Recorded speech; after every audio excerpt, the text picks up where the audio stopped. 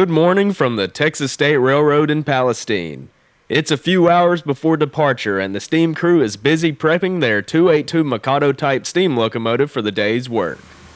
This year, the locomotive has a very fresh look. For the first time since 2002, the TSRR 400 will be the subject of several railfans' photographs throughout the East Texas piney woods. For those unfamiliar, this paint scheme and number was the design of the Texas Parks and Wildlife Department. Despite not being one of its looks during its years of revenue freight service, it does account for about 2.5 decades of its life. It's also a special occasion for the engine. Next month will mark the 50th anniversary since the Texas Parks and Wildlife Department acquired the locomotive for the early days of the Texas State Railroad. 400 isn't the only piece of Texan history within these shop walls, though. We have the TNP 316, a 10-wheeler built in 1901, the Santa Fe 1316, a towering Pacific-type locomotive built in 1909 for passenger service, and of course we have the mighty Texas and Pacific 610, a Texas-type locomotive that was one of the 3 locomotives that participated in pulling the 1976 American Freedom Train. Despite just receiving the fresh coat of paint, Conductor Aaron here is giving the 400 a nice scrub before leaving the shops to ensure the Mikado will be looking its very best. Texas State Railroad's pair of F-unit locomotives pass the shops and make way for the depot with the passenger cars in tow. Numbers 126 and 125 will spot the train in position so that the only thing 400 has to do is couple up and be ready to roll.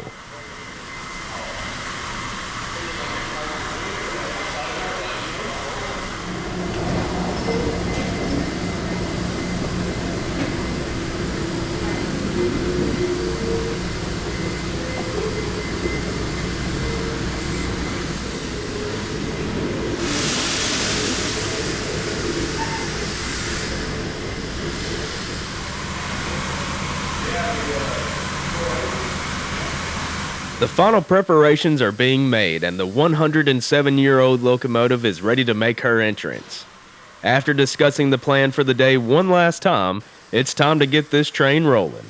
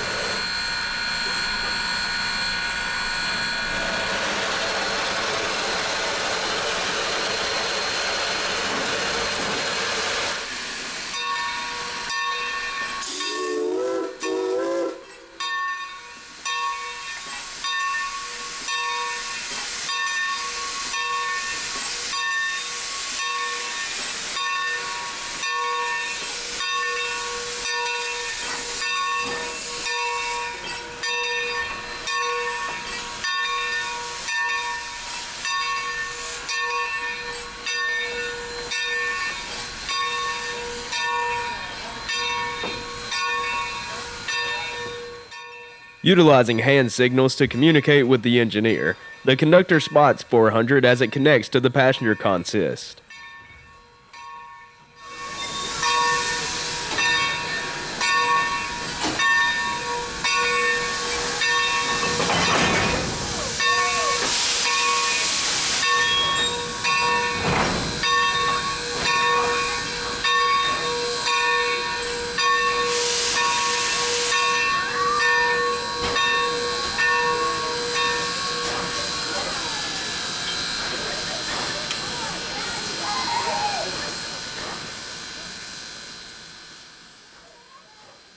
With the connection nice and secure, the 400 will move up to set the train in position for the passengers to board.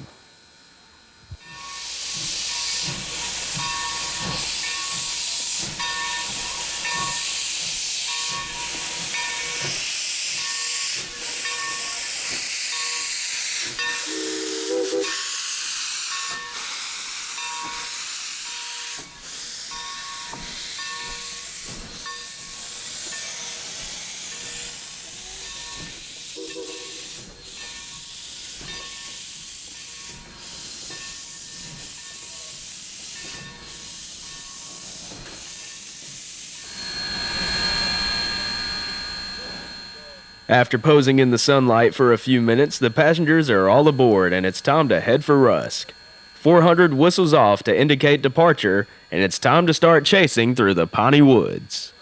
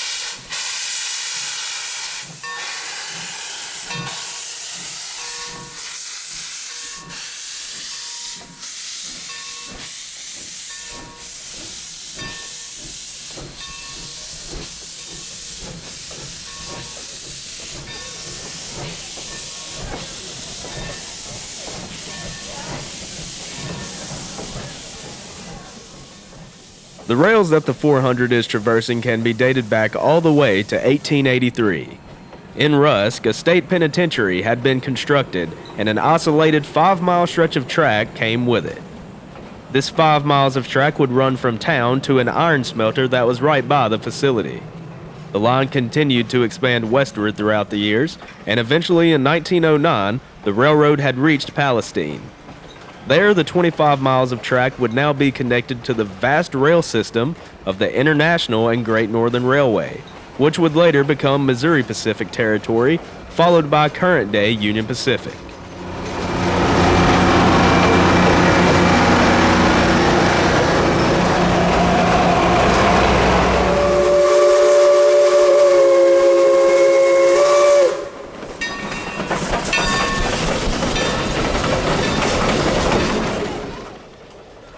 Number 400 was originally built by Baldwin for a Louisiana short line called the Tremont and Gulf in 1917. There it was given the number 30. 30 was the largest locomotive ever on the TNG's roster. After hauling timber products in Louisiana, the era of steam on the TNG was coming to an end.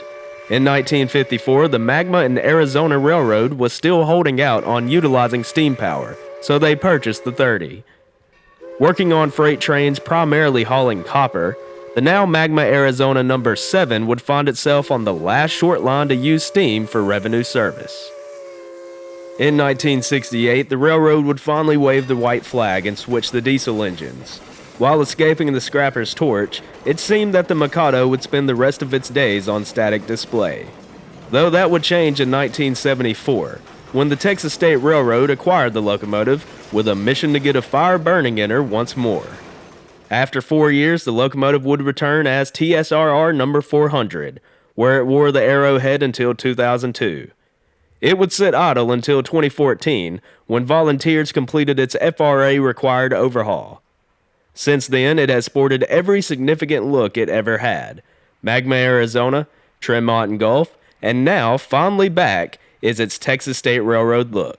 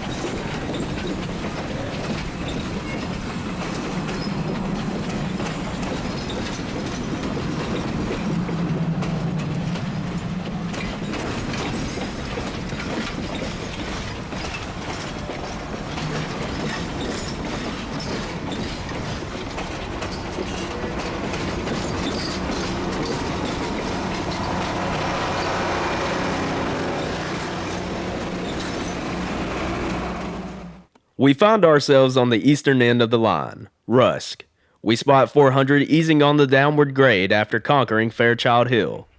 Here, passengers will disembark for the layover, and then the locomotive will be taken to the shops for servicing.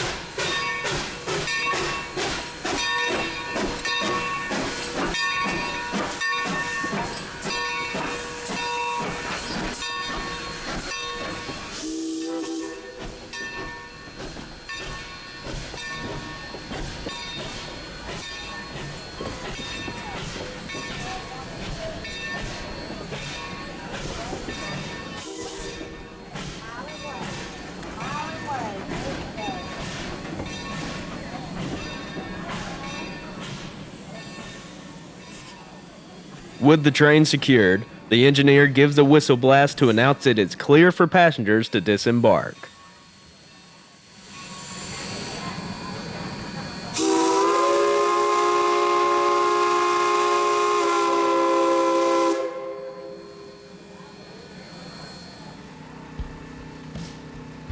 At the shops, we find the 400 being serviced. Today, a coordinator and the chief maintenance officer of the Texas Rail Preservation Association have been in the cab assisting and shadowing the steam crews here. The TRPA is based in Houston with a mission to restore Southern Pacific 982 back into operational condition. I'm sure these guys got some great pointers today, and they were truly a pleasure to meet and talk steam with.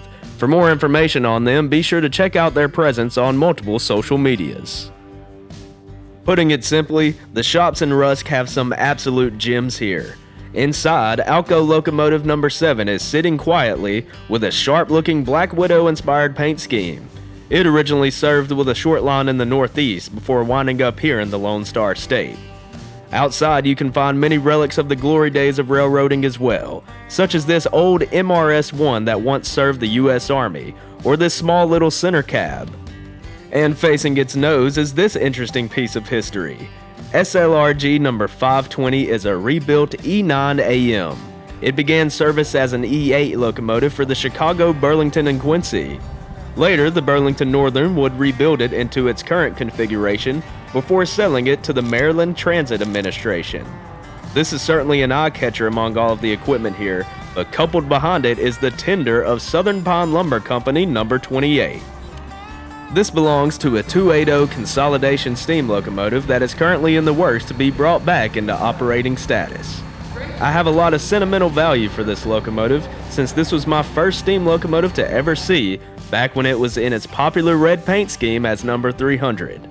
I truly can't wait for the chance to film this locomotive operating once more. If you couldn't tell already, there's a lot of railroading history preserved here in small-town Texas, and there's not enough praise to be given to the men and women that ensure it's protected. While the actual equipment is what brings out the crowds, it's the people with the dedication that make all of this happen. From the heavy maintenance on these iron horses to something as simple as changing a headlight bulb, these guys can do it all.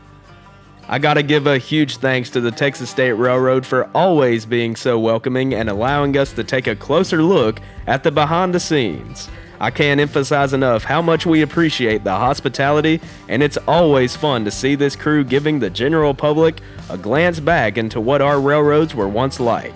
I highly recommend making a trip out to enjoy the East Texas Piney Woods by rail. Well, it's time to say farewell to the great crew of the Texas State Railroad. We're going to be watching the 400 leave the shop to return to its train, and then eventually back to Palestine, but this is where we're going to end the video. Until the next time, my friends, I'll be seeing you somewhere out there along the rails, and as always, thanks for watching.